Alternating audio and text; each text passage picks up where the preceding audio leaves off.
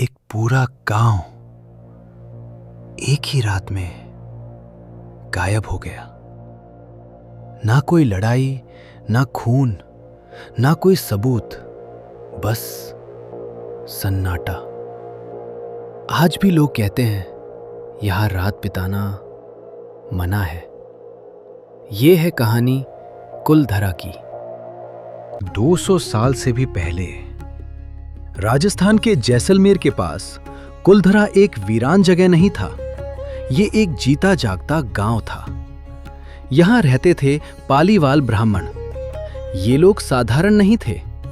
रेगिस्तान के बीच इन्होंने ऐसी वाटर सिस्टम बनाई जो आज के इंजीनियर्स को भी हैरान कर देती है।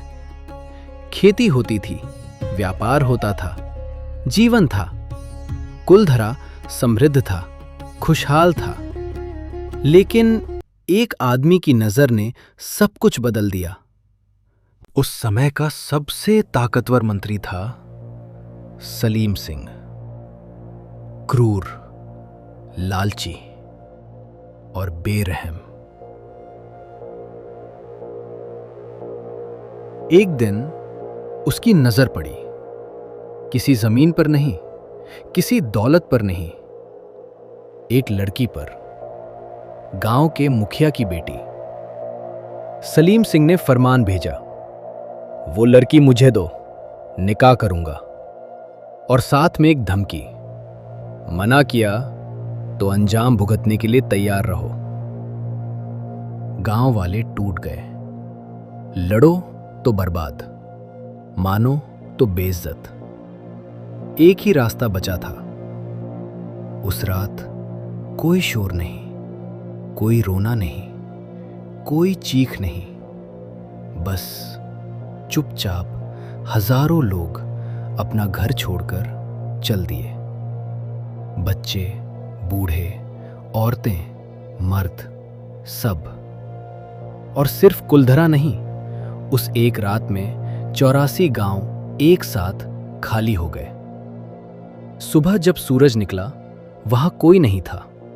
दरवाजे खुले थे, बर्तन रखे थे, घर बने थे, लेकिन इंसान गायब थे।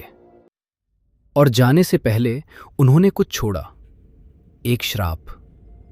कहते हैं जाने से पहले गांव के बुजुर्गों ने जमीन पर हाथ रखा और कहा, यहां अब कोई नहीं बसेगा, कभी नहीं। तब से लोगों ने कोशिश की। हर बार कुछ हुआ। अजीब आवाजें, दरवाजे खुलते, बच्चे रोते, और सुबह होते होते वो लोग भाग जाते। आज भी रात के बाद कुलधरा में कोई नहीं रुकता, कोई नहीं। लेकिन रुको, क्या सच में श्राप था? इतिहासकार कुछ और कहते हैं। उस वक्त राजस्थान में पानी की भारी कमी थी।